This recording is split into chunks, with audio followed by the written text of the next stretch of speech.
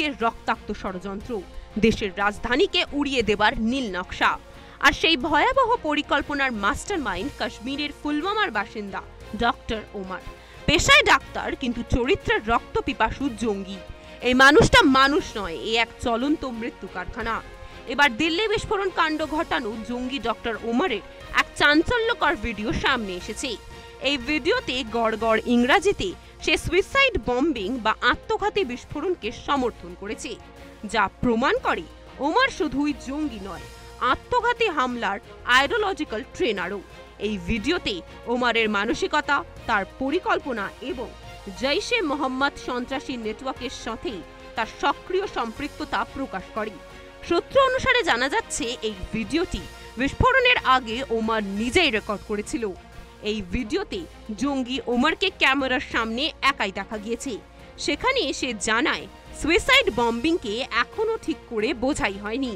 নিজের শর্টে ল্যাপেল লাগিয়ে সে বলে, মানুষ এটা বুঝতেই পারে না যে সাধারণ বোমা বিস্ফোরণ এবং আত্মঘাতী বিস্ফোরণের ধারণাটা ঠিক কি।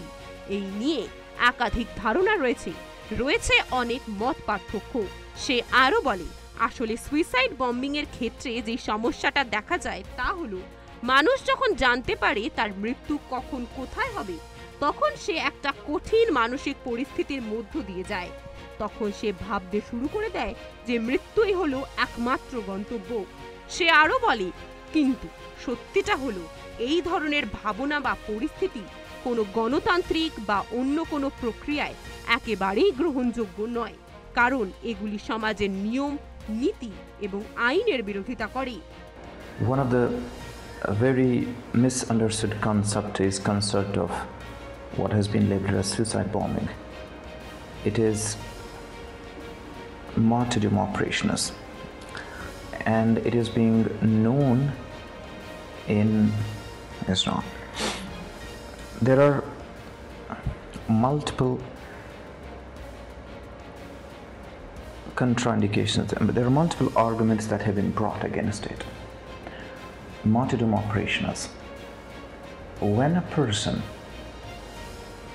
presumes that he is going for sure die at a particular place at a particular time, he goes against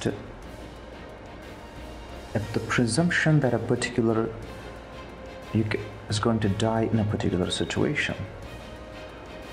It's not, we don't have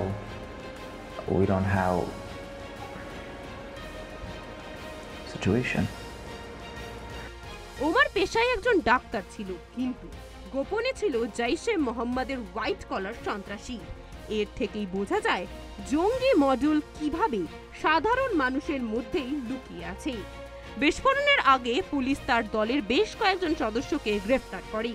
তারা 2900 কিলোগ্রাম বিস্ফোরক উদ্ধার করে, যা স্পষ্টভাবে ইঙ্গিত দেয় যে এই দলটি বড় আকারের সন্ত্রাসী হামলার প্রস্তুতি নিচ্ছিল। শুধু তাই নয়, এই গ্যাংয়ের পরিকল্পনা এতটাই বড় ছিল যে আপনি কল্পনাও করতে পারবেন না। এরা ড্রোনের মাধ্যমে পুরো লালকোট অর্থাৎ লালকেল্লা উড়িয়ে দিতে চেয়েছিল। তদন্তকারী কর্মকর্তারা জানিয়েছেন, ওমর এবং তার সহযোগীরা সোশ্যাল মিডিয়া এবং টেলিগ্রামের মতো প্ল্যাটফর্ম ব্যবহার করে নেটওয়ার্কটি পরিচালনা করতেন। এই ব্যক্তিরা দেশের তরুণ প্রজন্মদের মধ্যে সন্ত্রাসবাদকে বৈধতা দিতে এবং মৌলবাদ ছড়িয়ে দিতে অনুপ্রাণিত করত। পুলিশ এবং তদন্তকারী সংস্থাগুলি এখন এই মডিউলটি পুঙ্খানুপুঙ্খভাবে তদন্ত করছে এবং অন্যান্য সন্দেহভাজনদের শনাক্ত করছে। এখন দেখার বিষয়, এই তদন্তে আর নতুন কি কি তথ্য সামনে আসে। দেখতে থাকুন সুদর্শন বাংলা। জয় হিন্দ।